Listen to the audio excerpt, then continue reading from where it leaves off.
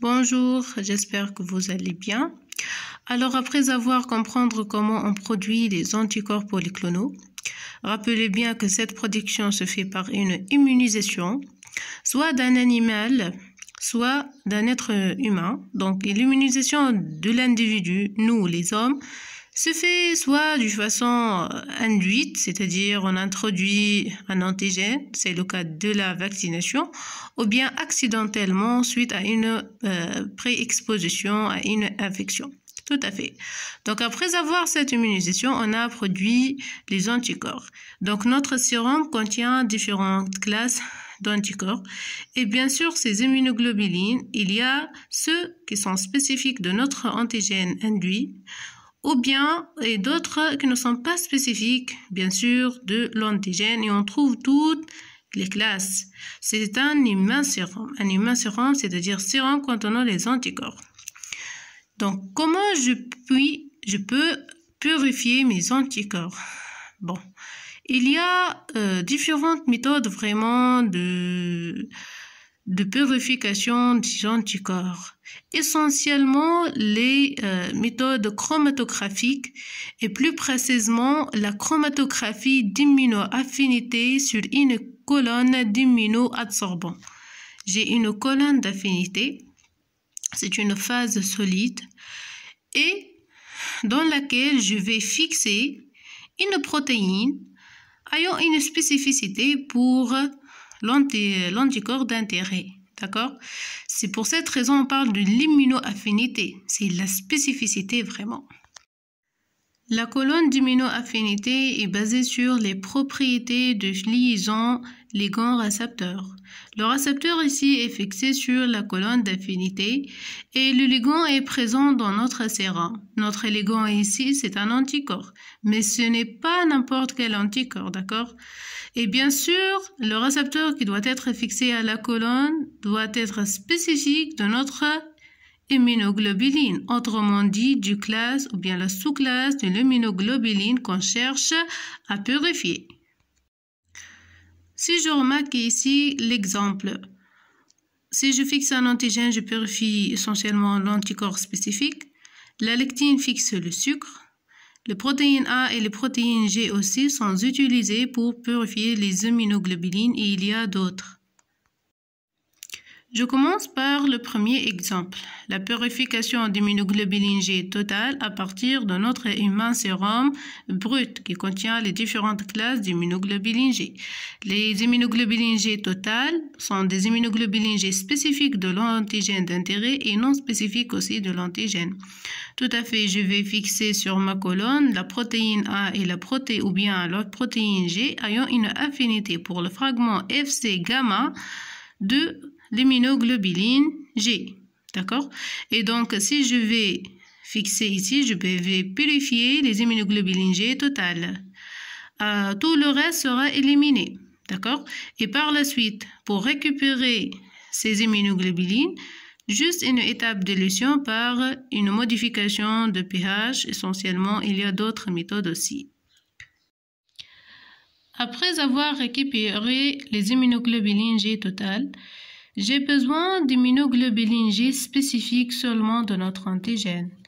Donc, qu'est-ce que je vais faire? Je vais juste fixer l'antigène spécifique sur ma colonne et je vais passer donc et je vais fixer l'immunoglobuline G spécifique et je peux ici le récupérer.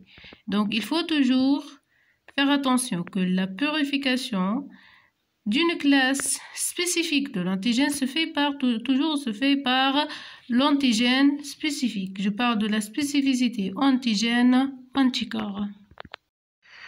Un deuxième exemple, c'est la purification d'anticorps de type IgM ou bien d'isotype IgM par la chromatographie d'affinité. C'est par la même technique, la chromatographie d'immunoaffinité. Donc, j'ai le même sérum ici. Juste, la seule différence, c'est que au niveau de la colonne, je vais fixer le MBL, mannose binding lectin. Donc, ce mannose binding lectin permet la fixation du sucre. Et donc, le MBL, c'est un type de lectine qui fixe le mannose. D'accord? Et donc, il va fixer les IgM. Et donc, comme d'habitude, ce n'est pas vraiment une fixation spécifique, c'est-à-dire je vais récupérer ici les IgM totales, spécifiques et non spécifiques de l'antigène.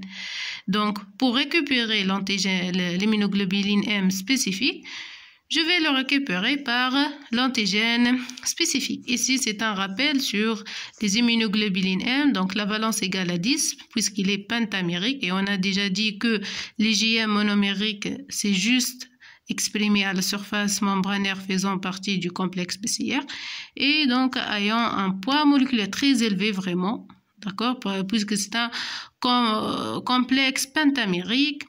Et donc le sérum de 5 à 10%, c'est la deuxième classe après les immunoglobulines G.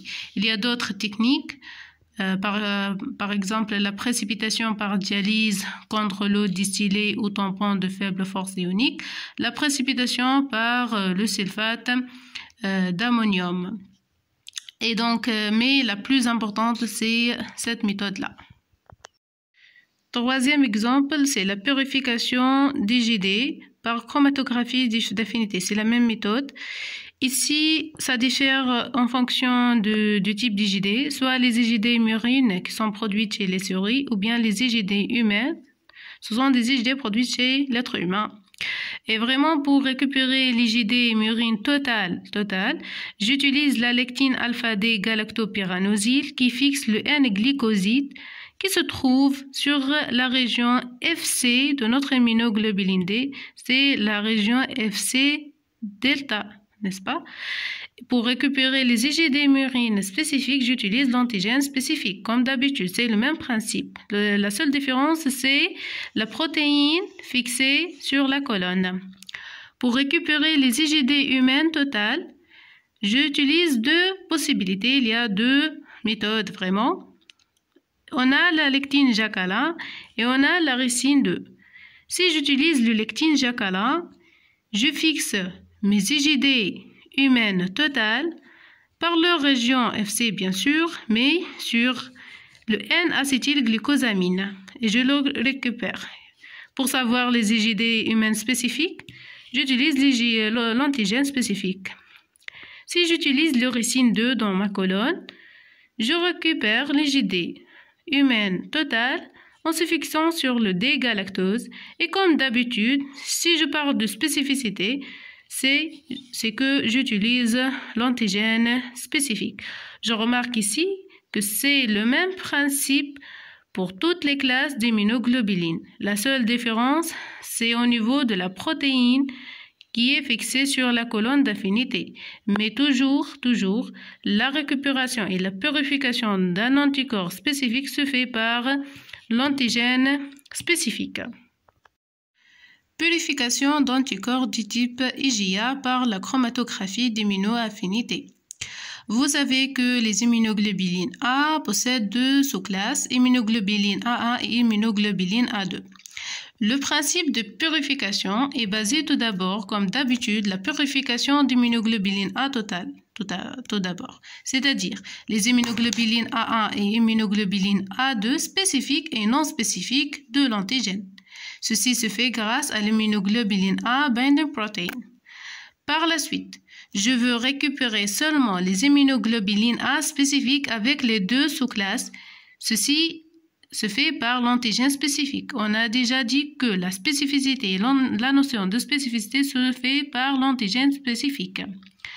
Maintenant, si j'ai besoin seulement d'immunoglobuline A1 spécifique, je vais passer par le D-jacqualin qui fixe seulement les GA1 spécifiques. Je peux remarquer ici que le jacqualin est utilisé pour récupérer deux classes d'immunoglobulines. On a tout à l'heure dit que le jacqualin est utilisé pour récupérer l'immunoglobuline D humaine, n'est-ce pas? Et maintenant, on a dit qu'il est utilisé aussi pour récupérer l'immunoglobuline A1. Donc, si j'ai un humain sérum vraiment, contenant toutes les classes d'immunoglobulines, et si je veux utiliser le jacqualin pour récupérer l'immunoglobuline A1 seulement, par exemple, comment je peux le faire et comment j'évite vraiment la fixation d'IgD au lieu d'IgA1? Alors, comment se fait cette purification vraiment? Voilà mon immensérum contenant les différentes classes d'immunoglobulines. Tout à fait. Je vais purifier l'immunoglobuline D en utilisant immunoglobuline AA, BP et le jacalin. D'accord? Tout d'abord, j'utilise l'immunoglobuline A, BP, qui fixe l'immunoglobuline AA et l'immunoglobuline A2 totale. D'accord? Les autres immunoglobulines D, voilà, seront éliminées. Qu'est-ce que je vais faire ici? Je vais utiliser le jacalin pour purifier l'immunoglobuline D humaine et je vais le récupérer par élition, par baisse de pH. D'accord? Voilà. Par exemple, si j'utilise le jacalin au premier, je peux fixer l'immunoglobuline A totale ou bien je peux fixer l'immunoglobuline D. Ce n'est pas vraiment spécifique, d'accord? Mais il faut vraiment utiliser tout d'abord l'immunoglobuline A BP et puis j'utilise le jacalin. Si je vais récupérer maintenant l'immunoglobuline D et l'immunoglobuline A1 par la même substance, tout à fait, c'est par le jacalin et le jacalin permet de récupérer les deux ensemble.